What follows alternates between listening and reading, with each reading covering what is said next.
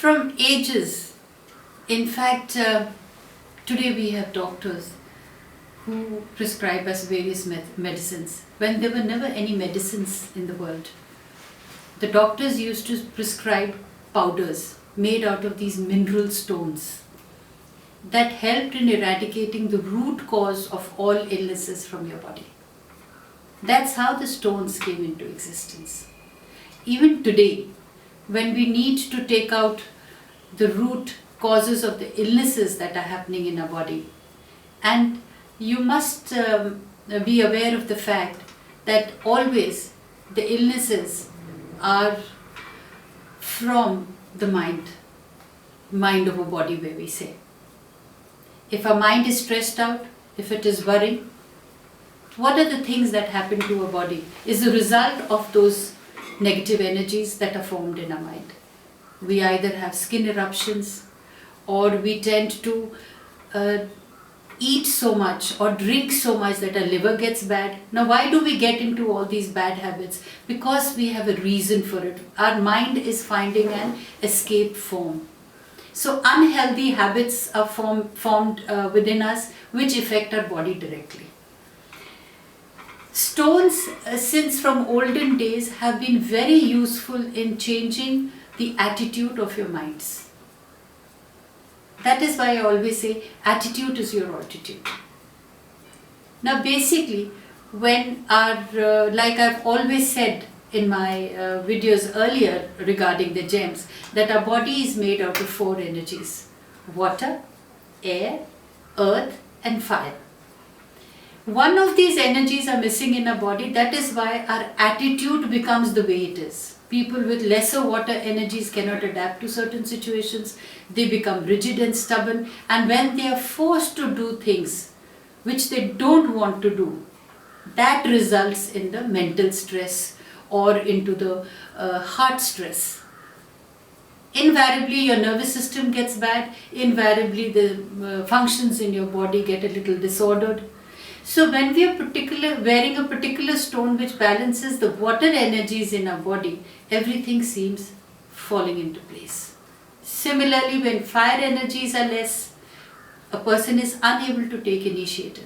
He is lacking in confidence. So what happens at this time? When you are forced to do a thing but you're not confident about it, it invariably reacts our mind and our body in a different manner. And illnesses are the outcome of such. If you see people who are underconfident will start breaking out in sweat very easily, would feel that their blood pressures are dipping or the blood pressures are going high. These are all results of complexes, of confidences, underconfident, overconfident. Similarly goes with the air energies. When a person is unable to think ahead, when he's unable to feel as creative as he sees the people around him, it again results in some kind of agony within your system, within your mind, within your body. And so on with the earth energies, when you don't feel grounded, when you feel loose, when you feel loneliness creeping up to you because you are unable to share your feelings with people, or you are unable to form a social network, which is so important. And loneliness leads to depressions. Depressions come out in various forms. You develop diabetes, you develop heart problems, you develop all nervous problems. Now, to eradicate all these problems, all these deficiency of energies in your body is where stones come into being. Having told you all so much about why stones are important or how they help us grow up mentally and physically, I really felt like reaching out to you all and explaining to you all how each stone, or what are the properties of each stone.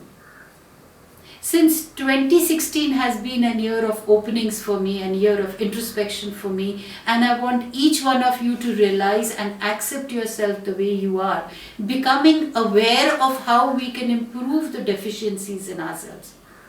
I felt it's very important for me to speak about each stone. And there is something known as wearing your birthstone, which lasts a lifetime.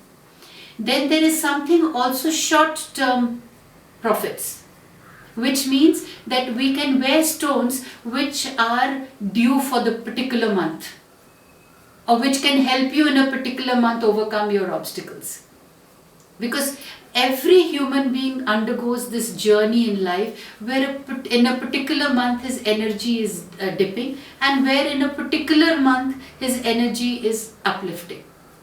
Now this is applicable to all zodiacs differently. If you actually see that, let's for example say you're an Aryan and you meet another Aryan in that particular month, you will feel it a strange coincidence, what we say as that, hey, I'm also feeling the same the way you are feeling. And then you try to find a solution to it. So I came with my studies or experience, I came to a conclusion that apart from the birthstones, there is something known as stone for the year. There is something known as stone for the month.